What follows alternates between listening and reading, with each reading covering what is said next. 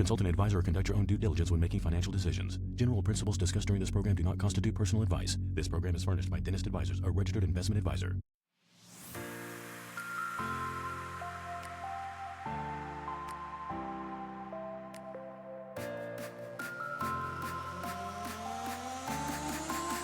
Welcome to the Dentist Money Show, where we have dentists make smart financial decisions. I am Matt, and excited to have what maybe is becoming a regular on the show. I don't know. Mike Baird, founder and CEO of Accelerate Dental. Mike, how are you? I'm doing great. This is like the SNL hosting thing. When I get 5, do I get a special vest? Yeah, exactly. I think this is 3. Yeah, I think this is 3. So we'll keep track. I'm excited. I know. This is awesome. You keep slipping me 20s, and like you'll keep coming on the show. It's weird how that works. So, no, honestly, so excited to have you on, because this is something we haven't talked about for a bit.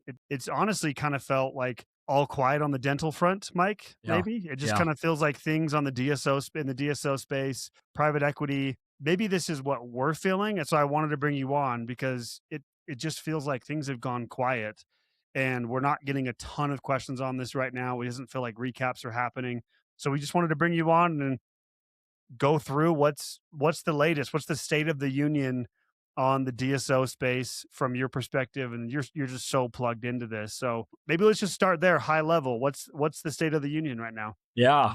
So I've got some good data for you, and you're not wrong that things have changed quite a bit.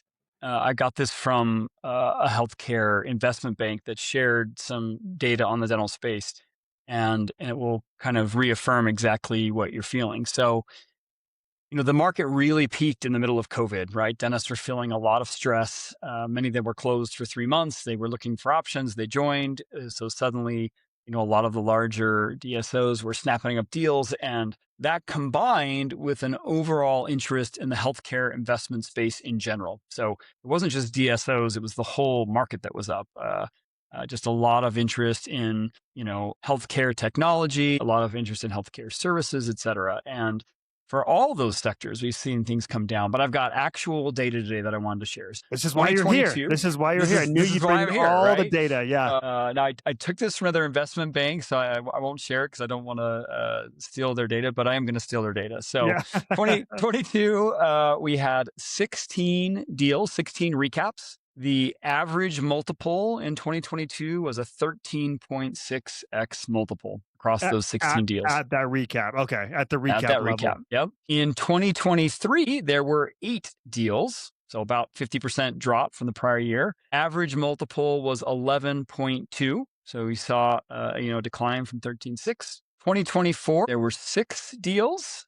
So again, another pretty sizable drop. Yeah. Average multiple was a 10.6. And in 2025, at least when this data was run, which was October, there was 1 or 2 deals that snuck in after. There were 4 deals done at a 10.3 multiple. So you can see, again, I'll recap it, 16 to 8 to 6 to 4 on the deal front, 13.6, 11.2, 10.6, 10.3. So a gradual decline on the multiples. What is also worth highlighting is in the last 2 years, so 24 and 25, what this doesn't really reveal is that there were 24 other groups that launched a process, but were not able to close a deal. Yeah. So it's not just that few people are going out, it's that they're having a really hard time closing those deals. And so, let's then dive into what caused that, right? Yep.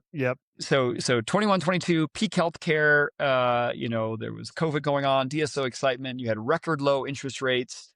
I would actually say about that same time period, the market got flooded with a ton of new DSOs that thought this is, easy pickings. We can go get huge loans for almost no capital.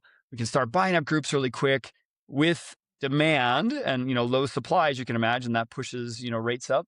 But then things shifted, right? So 2023, 2024, 2025, higher interest rates. We were seeing inflation. We've got labor costs going up, a lot of things going on. And so what's really happened in that time since is that many of those groups, it's one thing to build a business case on effectively like 2% interest rates. It's very different when it's 7 or 8% interest rates. And, a lot of these things are done on, variable rates, and suddenly they're pinched, right? I can't even service my debt. So then what happens is a bank takes over. It's called going into receivership or going bankrupt. Now, that doesn't mean the group goes away. So what's interesting is often as dentists or sole proprietors, you think of, bankruptcy to a sole proprietor often means we lock the doors and we walk away and you never see this entity again. That's not the case in a multi-million-dollar group. They continue to move forward. In fact, there's a term some have coined where they call it zombie DSOs. Like, these are groups that still exist. Yeah. But literally you've got a bank that's trying to sell off, whatever properties they can. And I don't have the exact numbers on bankruptcy, but it's been somewhere around 25 to 40% is kind of the numbers that I've heard. But you can see where that would happen. Obviously, there's a pullback there. So you lose the demand. So if the demand curve drops, the supply effectively is the same. There's still 200,000 dental practices the last time I checked. I would also add that when the consolidation started, you can imagine the most attractive targets are the ones that folks go after first. That doesn't mean that they all sell, but you're going to be searching for more and more diamonds amongst the rough, if that makes sense. And so a lot of those things have combined to an overall softening in the space. I think what also tends to happen in investment markets is there's always a big herd mentality. So we'd love to say, well, the true valuation was the 2022. I feel like that's when, instead I would look at it as what happens when everybody at once feels like I've got to buy this right now because, healthcare is everything. It definitely was kind of a hype. If you fast forward, you're seeing those lower exit values. Well, what's going to happen to other investors? They're going to say, I'm not so sure I want to go into this space. So even those deals that closed in 24 or 25, and so let's say, those groups bought into practices 3 to 5 years earlier, they paid pretty healthy multiples, and then they're only getting, so if you're paying an average of a 6 or a 7 and you get a 10 on your exit, you're not really creating a big increase for your investors. So new investors coming into the market are going to say, well, wait a minute, this actually doesn't look like the easy money we thought it was. And so the supply of interested parties has gone down a lot. And I think you can see that in that statistic around 24 groups going out and not having anyone do it. So literally there's less buyers. Now, what I would say is keep in mind that the ones that are closing are the very best ones. These are the ones that have weathered the storm. They're doing great record profits. And so if we've reset, what the number looks like, and you could see that reset all the way back to 2023, like we really haven't changed a lot in the last 3 years. It was just that spike. But think of the quality of the groups coming out are really strong groups with really high profit. So what about all the other groups that they're probably not seeing the success that they would have hoped to have gotten? Such a good summary, Mike. And there's so many places to take this, but I want to get a sense from you. Do you have numbers? So we're talking about the recap. So the companies, the DSOs that have already done the accumulation of X number of practices. Do you have a sense or some data around the front end purchases of like what those numbers look like? It's probably hard because there's so much engineering on the deals of like, oh yeah, we'll increase your multiple, we'll just lower EBITDA, like that kind of stuff. But do you have a sense of like what that part of the deals, like those numbers look like? Yeah, like what the dentists were able to sell their practices for. Yeah, like what's been the trend on the front end of those purchases? Yeah. And again, this will be anecdotal, but if you go back to kind of 2018 through, maybe that 2022 timeframe, you probably would have seen, or even 2020, let's say, a lower entry price, right? So on average, practices, I always compare versus a solo. A general rule of thumb is if you're a solo practice, doing $1 million, you go out to market, you're probably going to get somewhere around 70-75% of revenue, for your practice. If you happen to have decent profit and you could trade on a profit multiple, most of those were going for kind of a 4x. The best ones were going for 5.5. The worst ones are going for 3.5. And again, that's got to be bigger than the revenue multiple, right? So you got to at least have kind of a 20% profit, a 4x on a 20% profit is 80% of your practice, right? Yep. Instead of that kind of 75. And by the way, those are the groups that were then sort of recapping in 21, 22. So big spread. We were able to buy groups at an average of a 4 or a 5. We could now sell at a 13. Whoa, it's amazing. We should all jump in. Well, now fast forward where we are today, rewind 3 years, when things got kind of frothy, you probably saw that jump by as much as 2 points, right? So now you're kind of seeing 4.5 up to 6, 7 or higher, especially on some of the specialty groups went for higher. But imagine that average probably dragged from a 4.5 to probably a 5.5 or a 6. And again, I'm talking about large practices, 2.5 million, 20% profit. This is not your run-of-the-mill practice. So if that's your entry price, so not only did you pay a lot more, which means you had to have more debt at those interest rates that changed. Now that exit, as a 10, that spread's different. That's what's then driving that demand by dentists. And so today I feel like we've kind of gone not all the way back to maybe where it was in 2018, but we still see, market dictates value. And I always ask dentists, if you were to buy your practice, would you pay 10 times the profit for your practice? That's a lot of money. That means it's 10 years. If everything stays exactly the same before you actually make a profit, that's a long, long ways to go. So it's one of those things where just like when you get your tax bill, you think your house is worth nothing, but when you want to sell your house, you think it's worth a lot, right? It's kind of the same underlying behavior from some of our doctors. But I think we've kind of come back to more normal costs. And I would tell dentists that decide to sell, you're probably looking at something in that 4 to 6x range for normal practices. That doesn't mean that you can't see a 7 or something bigger, but those tend to be multi-location practices with very high, profit. What's a little tricky here as well is you have to take into consideration where you get your info. Okay, so I'm just a random guy talking about stats that I see as, a guy in the dental market. Well, if you go talk to your broker, well, they might tell you something different. It's kind of like if you talk to your real estate agent, it's always the best time to sell your house. Always. Prices are low, things are high, demand is great. And one of the challenges is I still hear certain people in the market, brokers that'll go on podcasts talking about 10x, 12x, 15x for the practice, not even talking about initial purchase. Yeah, not even talking about the DSO. And so let's just think about that for a second. Does that seem, reasonable that that's happening a lot? And I'm not saying that there wasn't a one-off practice, but you never know what those numbers are. And sometimes it's actually because of an interesting adjustment. So imagine that I have a practice that's doing 10% and I got a 10x. Well, that's 100% of the value of the revenue in that practice. And, that would be a good, robust multiple. But that 10x, I could have gotten a 5x on a 20% practice and ended up at the exact same place, right? So sometimes you're hearing one-off data points that are meant to get you very excited. And so I'd always just think about, well, where are you getting your stats from? And what's the actual probability? And so that's why I find this data to be so helpful, because if private equity companies are only able to exit on average, at a 10x, I promise you they're not out there buying at 12. That model just doesn't work, right? That's pretty straightforward. That's a losing investment strategy right there. That's not going to work. So good. And I'm curious on, you mentioned something earlier. You were saying that 24 DSOs went out to recap, and you said ran a process, right? Do you know where in that process things broke down? Was it different for everyone? Was it they just went out and couldn't get any buyers? Was it they got into a negotiation, did some due diligence, and it found out, oh, what's under the hood is not great? Like, do you have a sense of what happened there?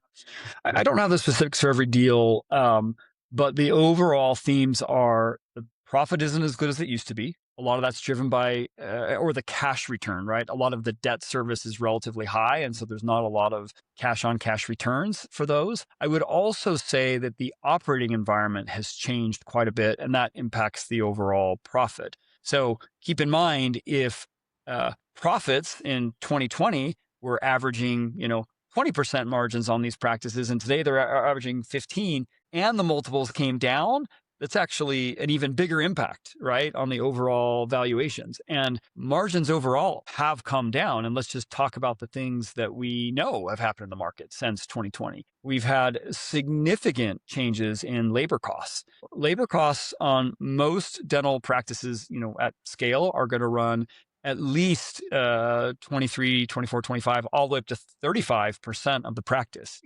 If 1/3 of your overall dollars are going to service, the staff that you have, and that cost changes, it has a significant impact to your profit. So the biggest fact in all that is the hygiene market. So hygienists, the reports are that somewhere around 10 or 11% of hygienists retired permanently in COVID. We saw similar statistics on the nursing arena as well, as an aside. So we already had a little bit of a shortage of hygienists, but now we have a significant shortage of hygienists, and dentists still need them, right? So again, back to supply and demand, we're paying a lot more. I think, average hygiene pay has probably gone up somewhere in the neighborhood of 15 to 30%, depending on the markets that you're in. So when hygiene's probably about half of that overall staffing cost, you're seeing, if I netted all that out, about a 5% swing in the profit of your practice. So imagine you're a really robust practice doing 20% margins, and now you're at 15. That's a 75% decline in your overall profit. Yeah. So, and then you can layer on that. Are supplies getting any cheaper? Well, let's think about what's happened in the last couple of years. We've had a tariff environment. We had, the big inflationary environment, after the COVID supply chain issues. Same story on supplies. Not as big of an impact as you're seeing on labor, but imagine that takes 2 to 3 points out of an average practice. So again, my 20 dropped to 15 because of my hygiene. Now it's dropped to a 12, because of my supply costs, right? Yeah. Is my technology getting any cheaper? Well, not really. Oh, by the way, is the money that I'm making from those procedures going up? Well, unfortunately, because, most dental practices, about 60+% of their revenue relies on insurance fee revenue. That has not gone up. It stayed static. And so that's where the pinch comes in. And so you kind of have the dual things working against you. Not only are multiples down, the profit to get that weakened multiple is not as high as it once was. And so that ultimately drives investors that are looking at the space to say, this is, relatively speaking, a harder space to make money, and therefore there's less interest. Yeah, totally makes sense. And that's across the board. That's the individual practices, that's the DSOs. This is an environment that's impacting everyone.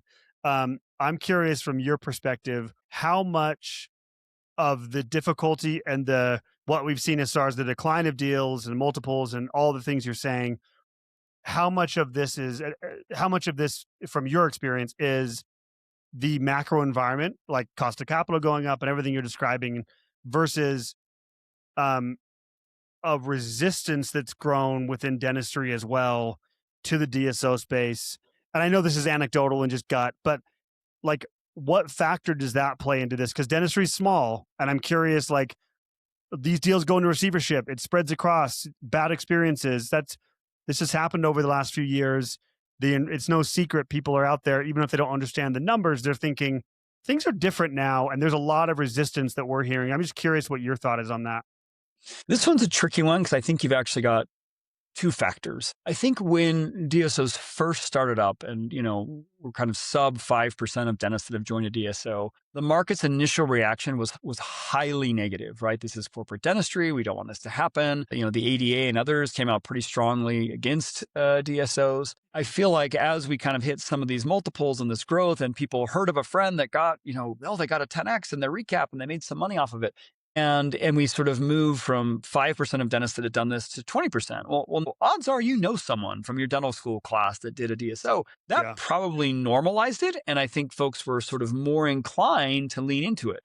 I think where we are now, we're probably seeing a little bit more of a lean out, right? Is we're starting to see, well, you got to put a little bit of lipstick on a pig, right? Like, well, if they, I know 10 friends that have now done this, and one of them it worked out well for, but 4 of them, gosh, it went bankrupt, and what happened? And they had to sell their practice. And, 4 of them are in a waiting period for their recap, but it seems to not happen. And they don't really love that they're being managed.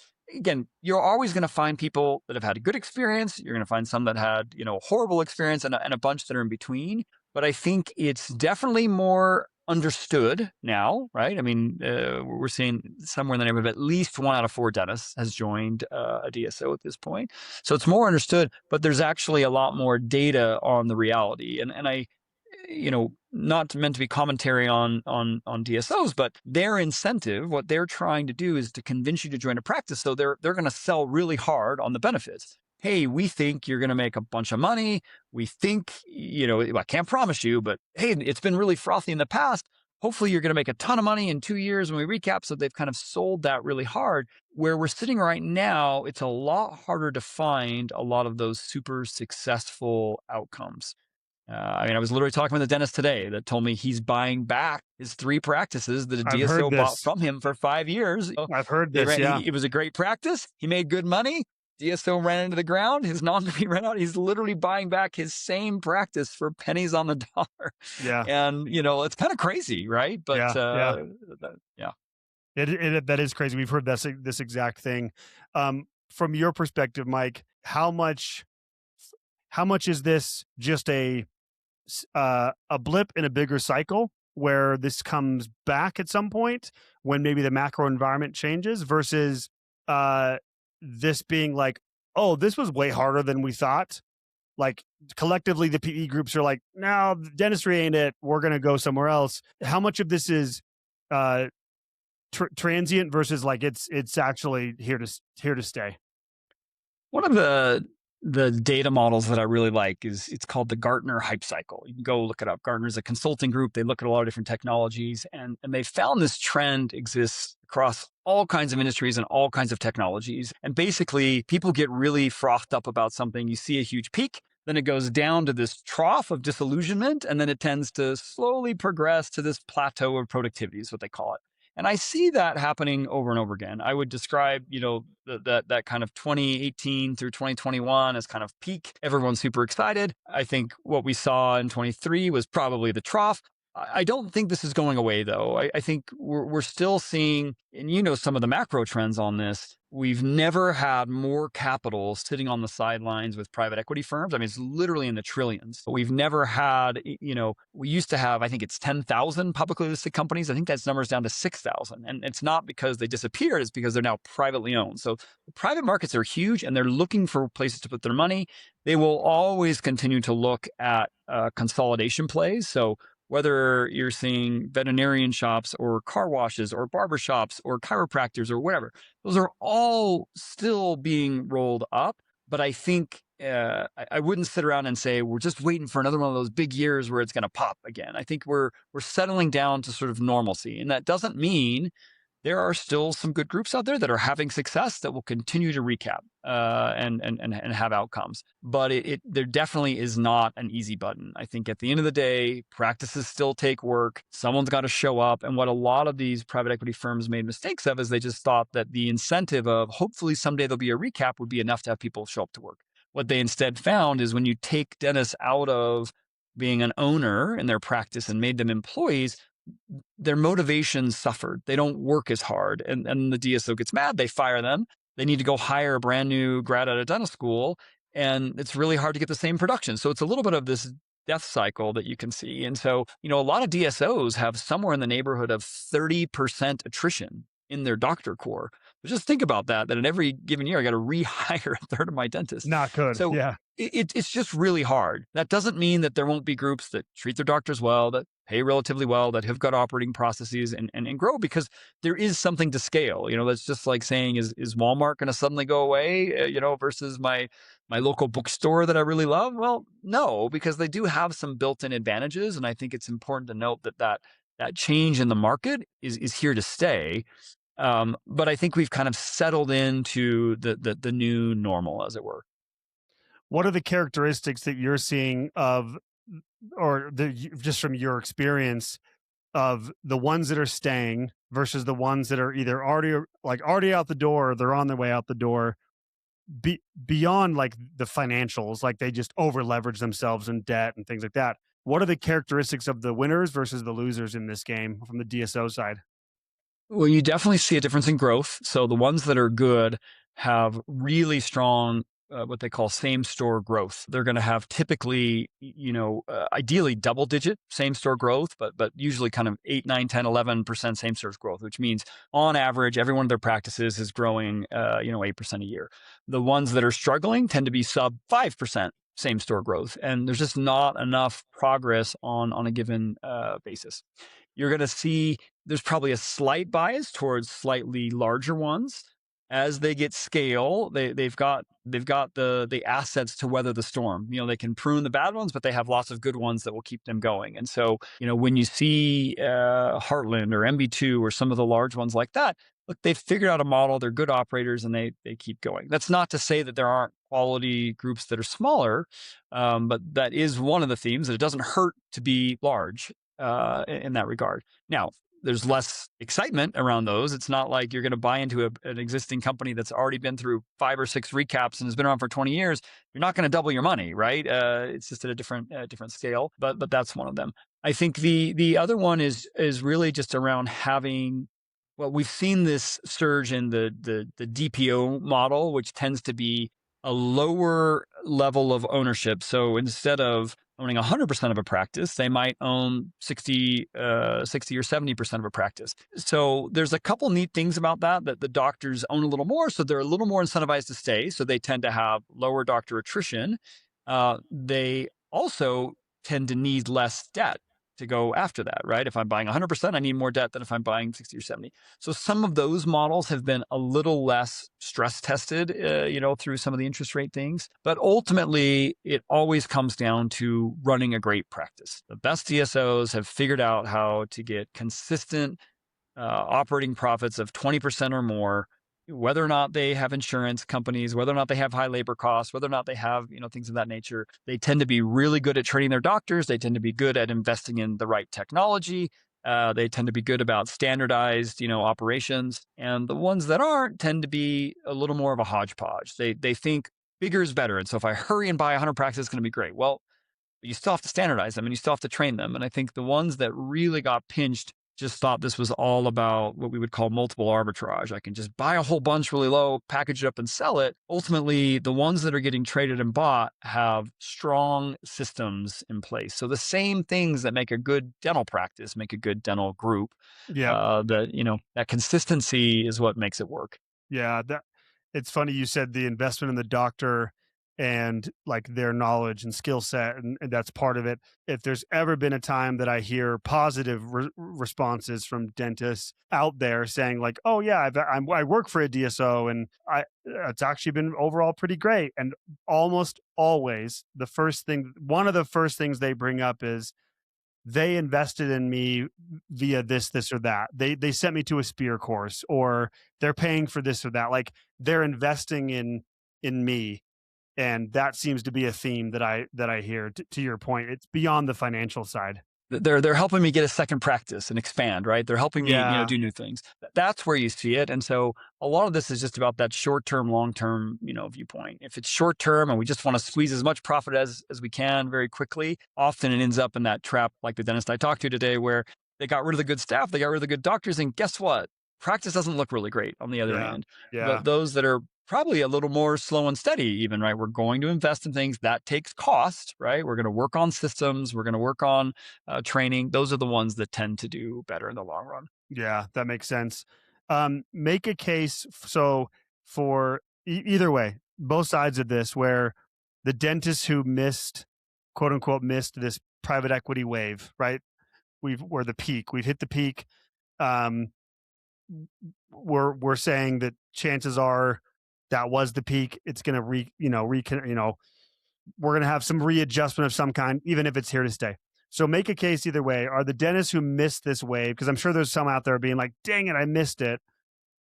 Are they better off or are they worse off at this point if they're still in practice? Yeah. Look, overall, I think they're better off. Even those that hit the peak and maybe got, peak exits, often what they don't share is that they had to stick around for another 5 years. That recap might have been another couple years after that, or 7, right? They don't share that, the value changed because I didn't hit my numbers and they were able to claw back, a third of the deal value. We don't hear those stories a lot because when you're bragging to your friend from dental school, you don't really want to share the bad stuff. Yeah. You'd rather say, I got a 7x, on my deal. Well, it had the potential for a 7x. Did you actually get that?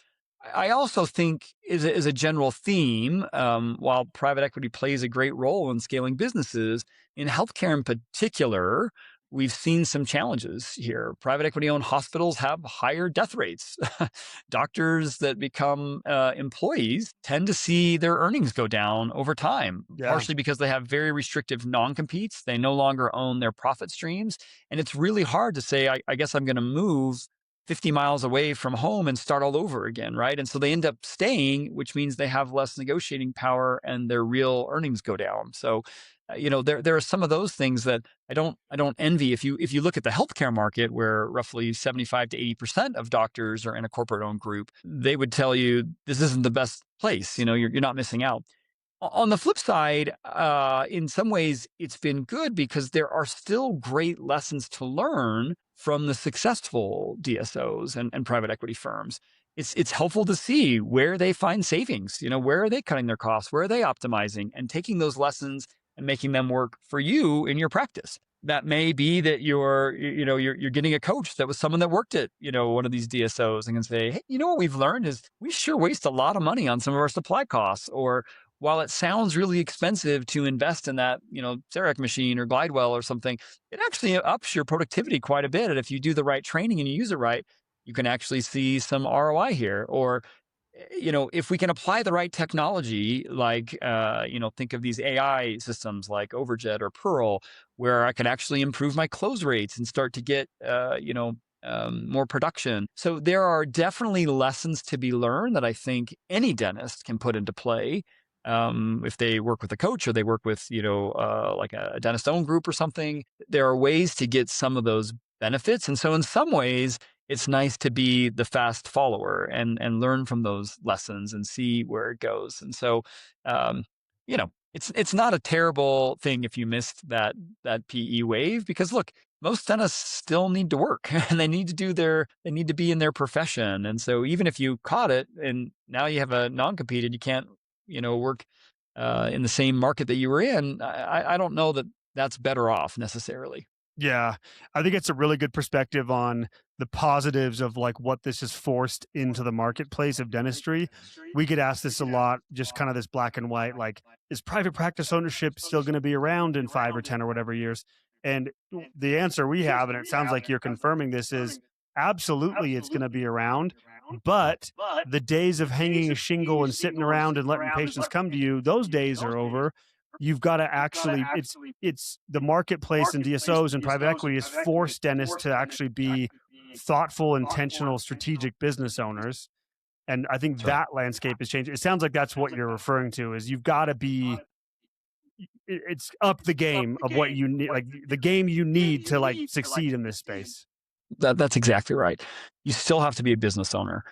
I think you teed it up nicely. Like, could I buy a 3 operatory practice and work 3 days a week and just rely on some really healthy, insurance and Medicaid rates or something, and I'm going to make that? That's just impossible, Yeah. at this point in time. When I look at the groups that are having, the practices that are having success, they figured out how to bring associates in. They figured out how to expand their operatories, to have 6 or 7 or 8 operatories. They're figuring out ways to invest in technology. They're figuring out ways to, train their staff to be more efficient and hopefully get by with a few, less people. These are the kind of things that make a successful practice regardless. And so in some ways, yes, we're seeing consolidation and, some of these bigger entities. It's probably weeding out a lot of the, the lower performing practices. And unfortunately, if you're in a practice doing less than 500K, there are no buyers for you, not even, solo buyers. Yeah. You're really looking at a chart buy of some sort, where you can probably sell your patients and only the ones that show up, you're going to get, $50 a patient that actually shows up in the new practice. But, the technology and progress will always demand that businesses evolve to meet the needs of the new marketplace. And I think that's the environment that we're in and will be in for a long time. Yeah. Which, to your point, the framing is, I think there's an argument to be made. That's a good thing. That can be a good thing. It's just you gotta be ahead of it, or try to stay ahead of it. By the way, in our space, in the financial advising space, we're dealing with the same exact thing. We are running parallel in a lot of ways to what's happening in dentistry. with roll-ups and consolidation, and we're making decisions as a leadership team around like we've got to think outside the box or be more thoughtful than maybe we had to be 8, 9, 10 years ago because of this. But I think that's cool. That's fun. It's an exciting new challenge if you look at it that way. It's just the nature of being in dynamic competitive markets. And, Yeah. That's the both the blessing and the curse of operating in, the United States. There's always going to be other entrepreneurs, other business models that are looking for ways to be disruptive. I heard a great quote the other day. We've got this big change in AI, right? And the quote was, AI is not coming for your job. Someone that's really good at using AI is coming for your job, right? It's that are we able, it's just like if you go back 15 years ago, no one was advertising on Facebook. They weren't using social media. They weren't looking at some of those things. They weren't doing text message reminders. Today, it's pretty hard to find, a good practice that's not doing all the above. And there are fantastic tools to do that, right? I mean, that's the other benefit is on a relatively affordable basis, most dental offices have access to fantastic technology. They're attributing their visits from different social media sources. They're able to proactively reach out to them. They can reactivate patients that have left. They can use AI, receptionists to catch the phone call that they missed. There are more tools than ever.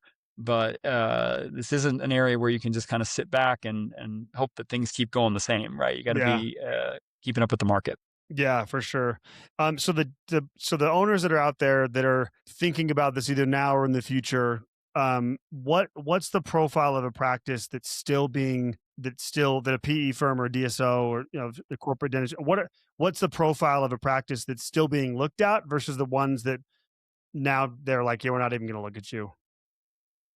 I don't know that that's changed a whole lot, but here's kind of the rule of thumb. So let's say someone really wants this to be their exit route. You and I would say there's lots of other things you can consider. This is not have to be the only route. But if you're set on exiting to a DSO, the ones that are, I'll break it into 3 buckets, right? So the ones that are having the most success, they are consistently over 1.5 million in collections, right? So I won't even say production, in collections, and they have 15 to 20% real profit. And when I mean profit, I mean after the dentist has paid themselves 30% of that production pay, they have another 15 to 20% of profit that they get to take home.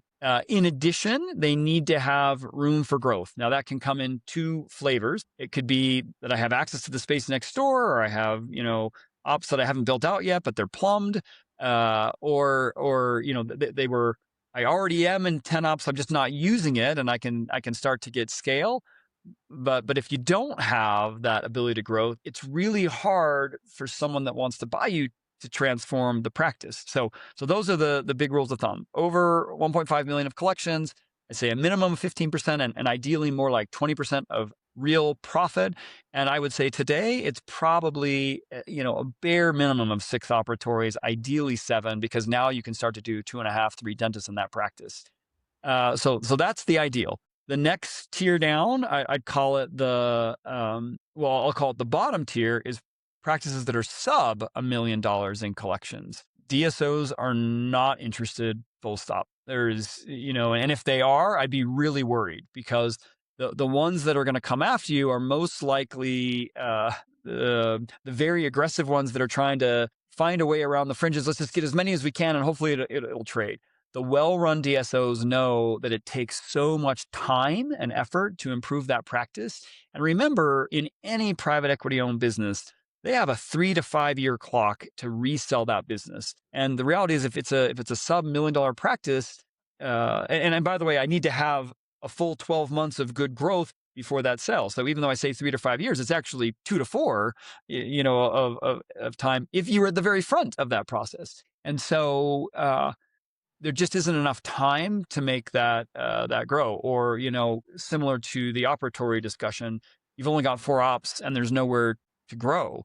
There's just not enough that they can do. The mantra at these private equity firms is 3 to 5 years. I want to get 3 to 5x, right? Their goal is to try to triple the business. And so look around your practice and say, is there some possible way I can triple this? Whereas if you're in, a 10 op practice And I can go from one dentist who probably has a part-time associate to 3 or 4 dentists. I can expand those hours to 7 to 7. I can really get some real improvements in, supply costs and things like that. They can find that, that improvement there, but it's really hard if you're below that 1 million kind of threshold. And the stuff in between, it just depends. You're probably not ready right now, but if you put some real effort into it, just know that the market is much more discerning today than it once was.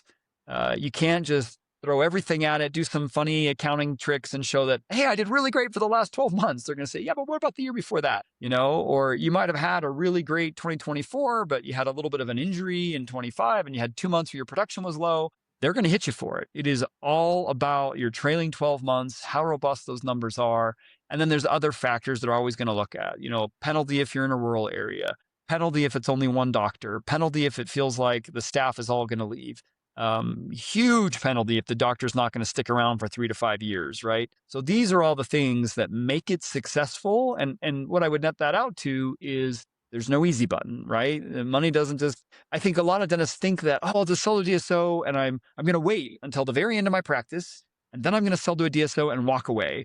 And the problem is when they hit that point, they usually haven't prepared for it. They tend to decline how many days they're working in their practice and decline their overall productivity. When they're, 55, 60 years old and they want to be retired and spend time with grandkids, they're not looking to sign up for a 5-year, extended place. If you're going to do it, the time to start thinking about it is well in advance of what you think your actual drop dead retirement date is.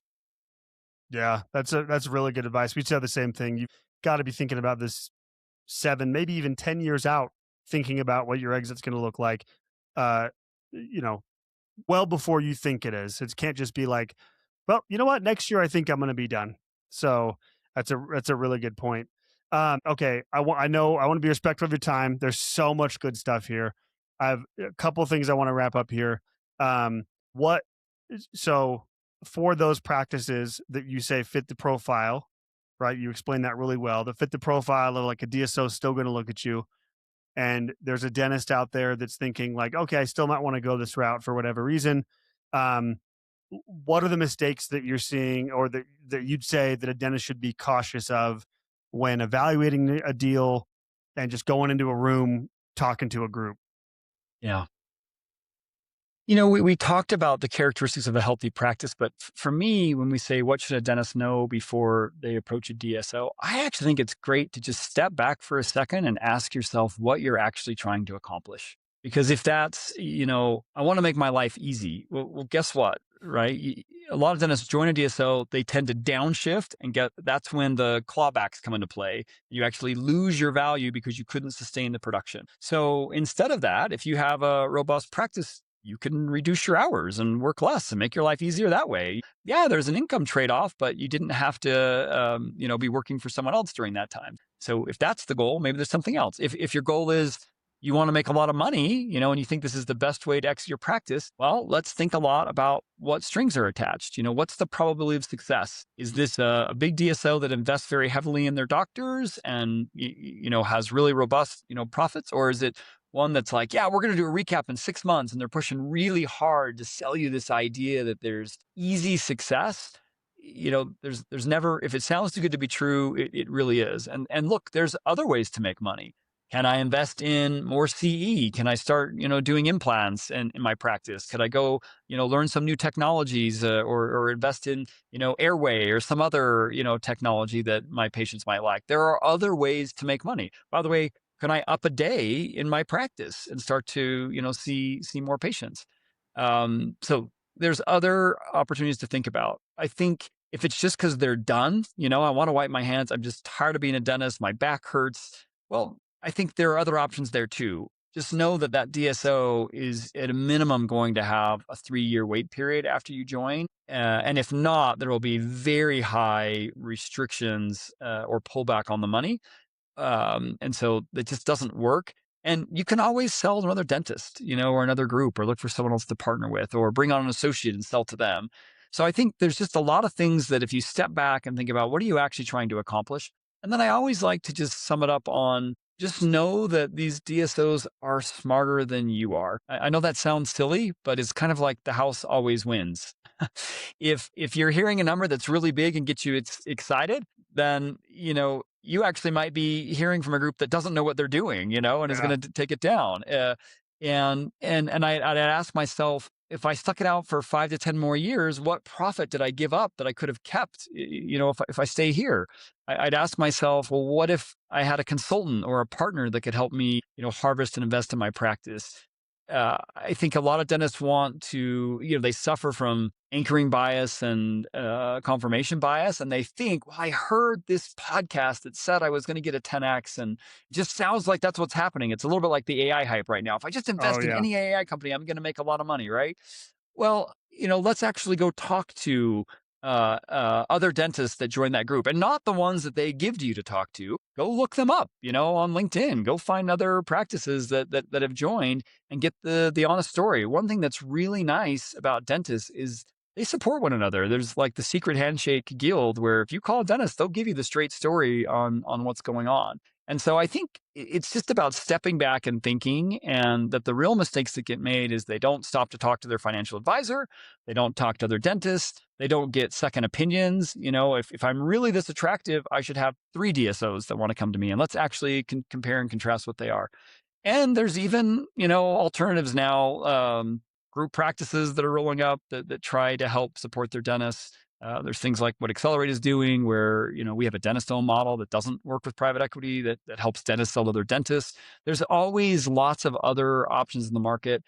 But no matter what, you're not going to avoid the work, right? Yeah. At the end of the day, it's just like investments. Investments happen with time and structure and patience. It's the same thing in your practice.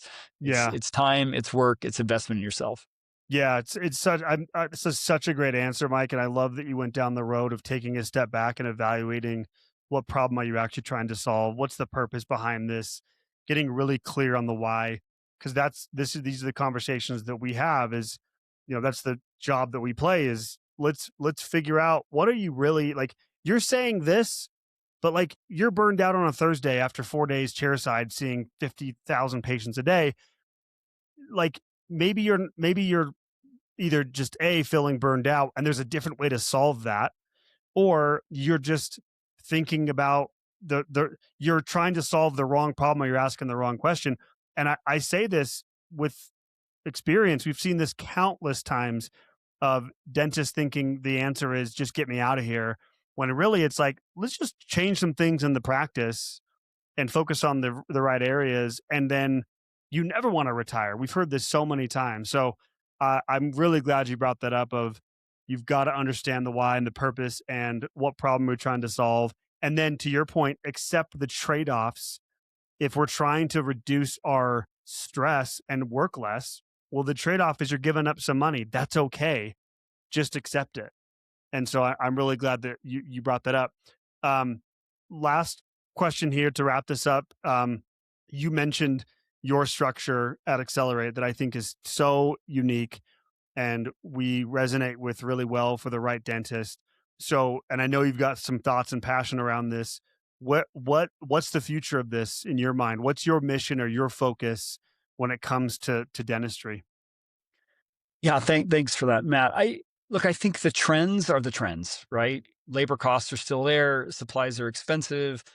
Insurance is not giving us what we want to. We do need to keep up, with the competitors in our marketplace. And by the way, when that DSO builds a really fancy new practice a mile away from your practice, and they've got the resources, and it's a brand new fancy practice, they're advertising on TV, they've got all kinds of advantages.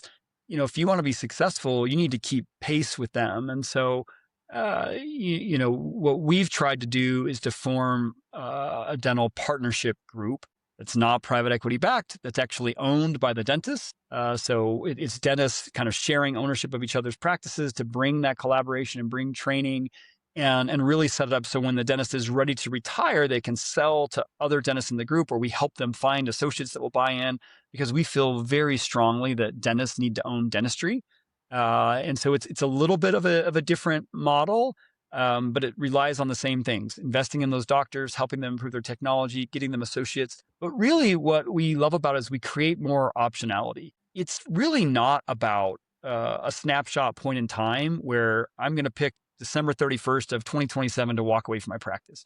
What we're finding is let's think about a 5-year horizon. What things can we do to slightly grow our practice? Can we add a chair? Can we bring on an associate? Can we start to shift to different procedure mixes? And in doing so, actually improve the value of the practice and then have associates to sell to. So that legacy that you've built, your patient base that you love so much continues on in the hands of another dentist and actually, still getting a good outcome that's customized to what you want. As opposed to I sell to a DSO and I wake up the next Monday and I've got someone that's bothering me every Monday. Your production down, your production's down, your production's down. It's figuring out a way to do this in a way that works for you, and yet really keeping that autonomy, because we believe very strongly that dentists need to be the ones running the practice. And so we really function more as like a partner and a coach that's there to give you ideas.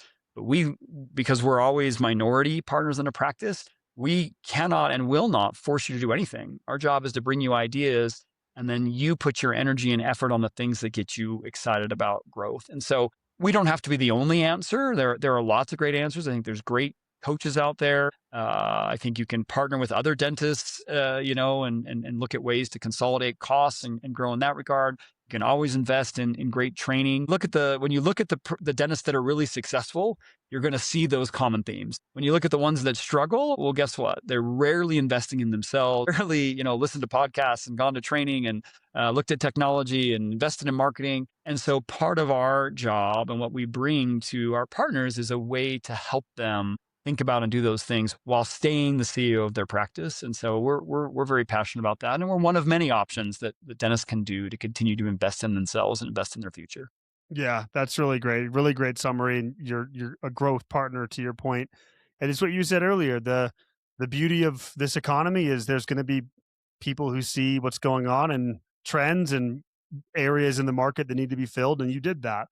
And I think you're doing it really, really well. So, uh, Mike, thank you for sharing your wealth of knowledge and all the data and things that you're seeing. Anything else you want to finish up, or just kind of get final word on for the listeners? Yeah, I think sometimes we tend to focus on the doom and gloom, what's not working in our marketplace. And I read a really interesting article 2 days ago from Anthropic. So if you don't know Anthropic, they're behind Claude, one of the biggest, hottest AI things right now. And they wrote an article about the industries they see being disrupted. So I thought, oh, this is really interesting. Who do the AI companies think they're disrupting? And it talked about different things. By the way, one of the great takeaways is that healthcare is one of those industries that will be augmented and helped by AI, but won't be replaced by AI. So that was one big takeaway.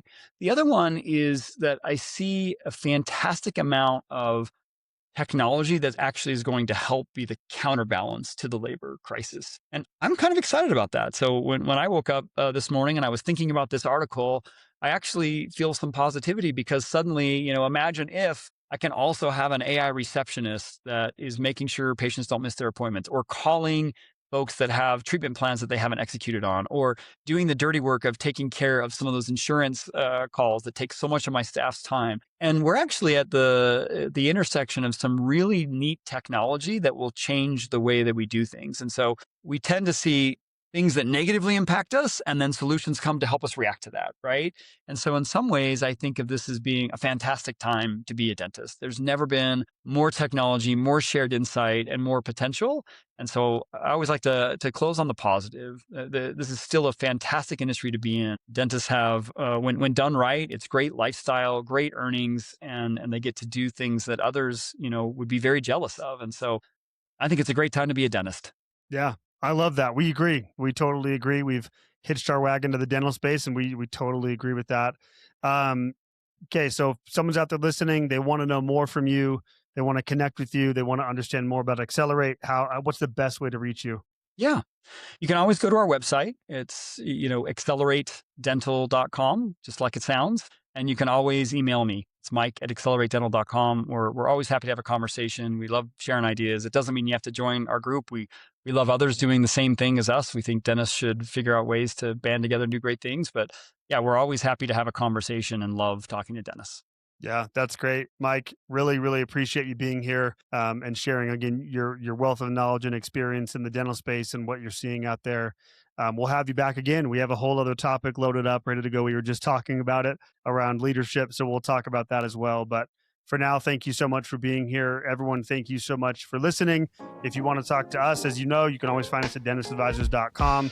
Book the free consultation button. Happy to talk to you as well. But again, for now, Mike, thanks for being here. Till next time, everyone, take care. Bye-bye.